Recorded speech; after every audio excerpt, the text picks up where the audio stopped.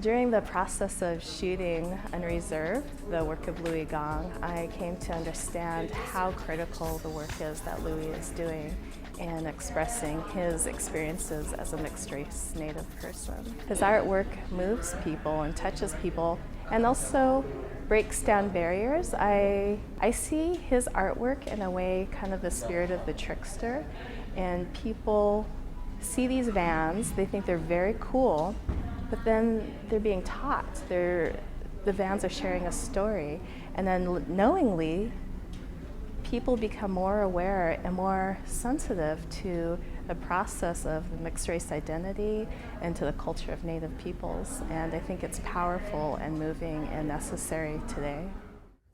We met Nooksack tribal member Louie Gong at the film festival and wanted to know more about his unique art and passion for cultural diversity. NWIN's Mike Sarich has the story.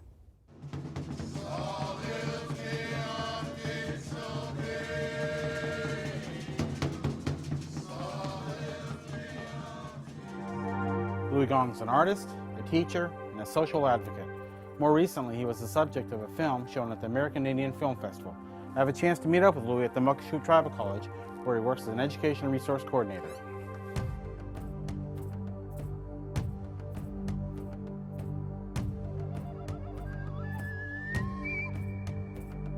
My name is Louie Gong. I'm Nooksack, Chinese, French, and Scottish. And I was raised both in Ruskin, BC and in the Nooksack tribal community just outside of Bellingham, Washington. Growing up in the Nooksack tribal community was very dynamic for me as a person of mixed heritage, because at home I would spend a lot of time with my Chinese grandpa, and we ate Chinese food every day for breakfast, lunch, and dinner. And then I would transition from my tribal community to the nearly all-white public school, where I had to shift my sense of what the sort of standard social mores were and what protocol was for interacting with other people. And then after school, in the evenings, I would transition back to my tribal community, where I'd spend time with the people who were growing up much the same way that I did in my tribal community. I think I really found my groove as an artist when I started putting my designs on shoes. And there was something about the lack of constructs around what custom shoe art was supposed to look like that was really freeing for me, and allowed me the opportunity to, man, if I want to throw an X and an I, then I could throw an X and an I. If I wanted to add some like really strong outlines, or maybe 2 or 3 outlines, it was all okay to do. I think it's important to say that this project never started as a business idea. It happened very organically, where I just decided I wanted a pair of Vans one day, and when I went to the store, there were no designs on the shelf that matched who I was as a person or my design sensibility. And so what I did was I just took a plain gray pair of Vans home, because I thought that was the best available option. But because I wasn't excited about them, I didn't wear them right away. I just left them on my living room floor for about 2 weeks. And then one day, I picked up the shoes and I put them on my chest while I was still lying on the couch watching TV. And I reached behind me to grab a Sharpie, and I just started personalizing the shoes. And what came out was some Coast Salish art on a pair of Vans. My designs come from my cultural heritage.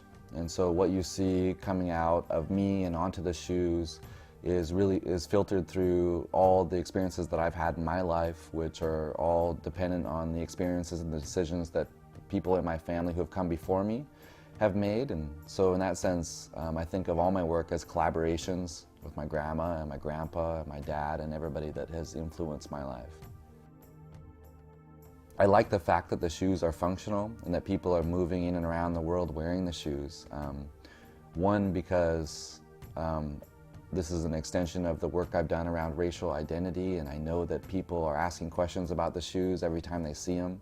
They're definitely eye catchers, and sparking that dialogue is something that's valuable to me. And also, I think that putting art on something that's functional is also traditional. This shoe is really indicative of the work that I do, in the sense that the design goes across both the left and right shoe. But the background story here is that this shoe was requested by somebody named Rebecca, who is currently in Taiwan, but an indigenous person from Minnesota. And she really had always appreciated Coast Salish Northwest Coast art and loves orcas. And so she told me that I have to have an orca, I have to have an orca. She said, but the challenging thing is I really miss the trees at home in Minnesota, so can you incorporate some trees into the design? Then of course she told me that she loves color as well. And so this is the design that came out based upon my interaction with Rebecca through email and through my Facebook fan page. Not only is Louie a groundbreaking artist, he's also the president of Maven, where he pushes for the recognition of the mixed heritage experience. Maven is a national nonprofit that was founded in 1998. It's based in Seattle, and its mission is to help build healthier communities by raising awareness about mixed heritage people and families. Our flagship project right now is the Mixed Heritage Center. It's at mixedheritagecenter.org, and it's the nation's largest resource for information about the mixed heritage experience that exists in the whole country. For a young person, it can be very overwhelming, and so what we often see from people of mixed heritage is that you end up doing sort of this pendulum swing of experiences from really